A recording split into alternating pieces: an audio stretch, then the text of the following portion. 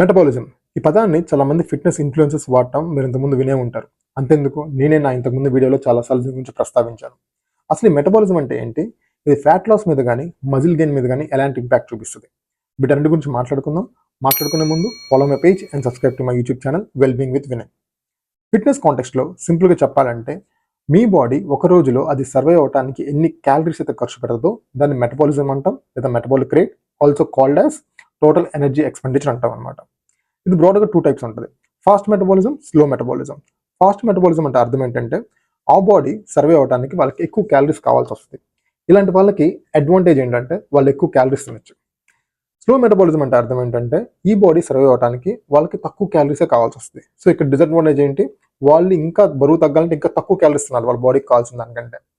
So most of the people would like to stay on fast metabolism అనమాట. So మీ metabolism improve అవ్వాలంటే slow నుంచి ఫాస్ట్కి మీరు ఏం చేయాలి? ఒకటి, డైటింగ్ అనే దాంట్లో క్యాలరీ డెఫిషియట్. మీరు ఒకవేళ ఫ్యాట్ లాస్ అవుతుంటే ఆ క్యాలరీ డెఫిషియట్ అనేది 100 or 200 క్యాలరీస్ కంటే ఎక్కువ కిందకి వెళ్ళకండి. Prefer slow dieting. Second thing, మజిల్ని బిల్డ్ చేసుకోండి. మూడోది, యాక్టివిటీస్ లెవెల్స్ పెంచుకోండి. Be more and more active. Okay, hope this helpful for you. Stay healthy, stay fit. Thank you.